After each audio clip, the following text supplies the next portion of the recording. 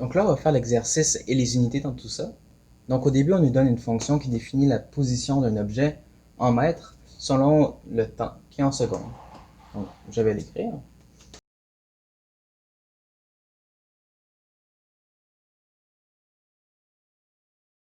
Donc voici la fonction qu'on nous donne.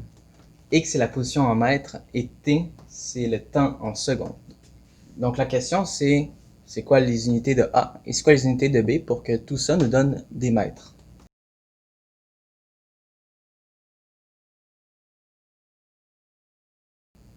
Ok. Tout d'abord, on sait que cette partie-là doit être des mètres et cette partie-là aussi doit être des mètres. Parce qu'on ne peut pas additionner, mettons, des vitesses avec des accélérations ou des vitesses avec, mettons, des secondes, puisque sinon ça ne nous donnerait pas des mètres. Donc il faut additionner des mètres avec des mètres pour nous redonner des mètres.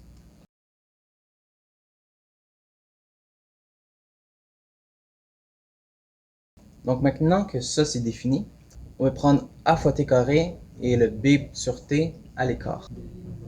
Ok, donc à partir de là, on sait que a fois t carré doit être des mètres. Et aussi que b sur t doit être aussi des mètres. Donc la première étape, ce serait de trouver c'est quoi les unités de a.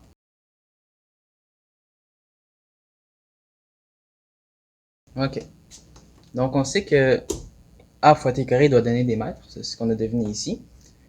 Et là, je peux envoyer le t carré de l'autre bord en le divisant. Maintenant, on sait c'est quoi l'unité du temps ici, c'est en secondes. Et donc, ce que je vais faire, c'est que je vais remplacer le t par des secondes. Donc, ça me donne que l'unité de A doit être des mètres par seconde carré.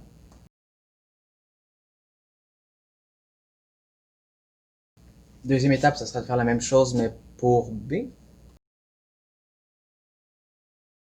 Donc, on voit que B, c'est égal à des mètres fois le temps. Ici, on sait c'est quoi le temps, c'est en secondes. Donc, on va remplacer le t par un S pour seconde. Donc, on voit que l'unité de B doit être des mètres secondes. On va faire une petite vérification. On va mettre les valeurs qu'on veut pour A et B avec les bonnes unités. Puis on va voir que si on remplace par un temps, mettons 2 secondes, on va voir si les unités vont s'annuler pour ensuite donner que des mètres.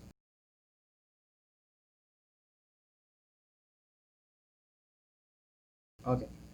Donc, j'ai choisi les valeurs 3 mètres par seconde carré pour le A et 4 mètres secondes pour le B.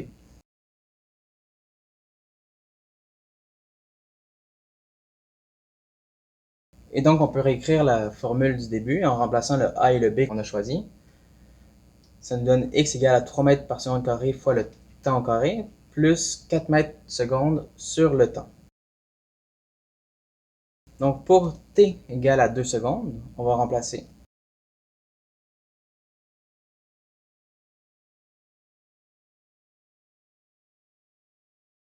Ok, donc j'ai remplacé t égale à 2 secondes partout dans mon équation.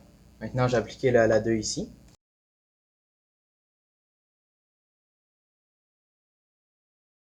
Ok, donc j'ai appliqué à la 2 sur le 2 et sur les secondes. Donc le 2 secondes à la 2 devient 4 secondes carrées. Maintenant, je peux annuler des unités. Donc ici, on voit qu'on a des mètres secondes sur des secondes. Et donc, on peut enlever les secondes qui sont ici. Comme ça. On peut faire la même chose ici. On a des secondes carrées et des secondes carrées en bas. Donc, on peut les enlever.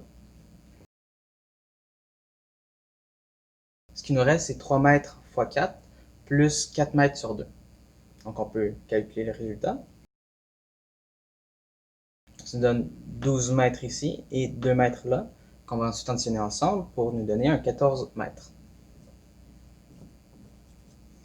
Donc, notre but, c'était de choisir les unités de A et de B pour qu'au final, X soit toujours en mètres. Et c'est ce qu'on est arrivé. X, ici, dans notre vérification, est bel et bien en mètres.